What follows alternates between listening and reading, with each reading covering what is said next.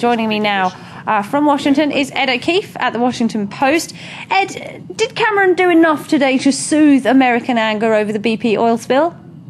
I think he did, because he made it very clear that he understands the situation and that he's in touch with the company, but also made it clear that they are responsible not only for the oil spill, but for answering these questions about whether or not the company did anything to get that Lockerbie bomber returned to Libya. It was a pretty frank exchange between the British Prime Minister and the press in his opening statements and in the answers he gave, making it very clear that he understands the impact of this disaster and that the company itself needs to account for what may or may not have happened to get that bomber returned to Libya. Most of the questions that he and President Obama took focused on BP and whether or not the countries think that there needs to be a further investigation.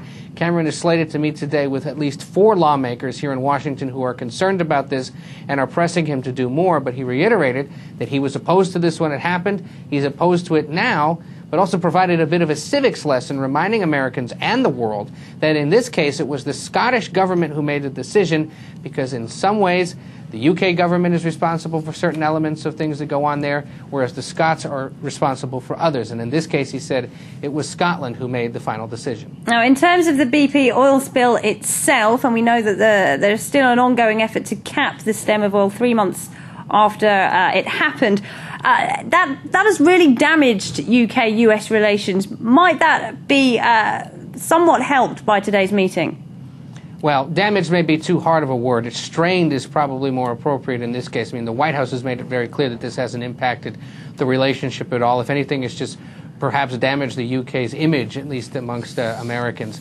But certainly this meeting, we know, was that this was a topic of conversation, that the two discussed it and agreed that the company needs to continue to figure out a way to cap the well and then, of course, pay for the cleanup.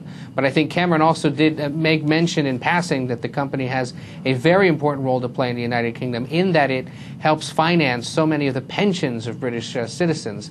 And Cameron went to great lengths to say, you know, he understands that. However, it is responsible for cleaning up the spill. All right, Ed O'Keefe at the Washington Post, many thanks indeed for joining us.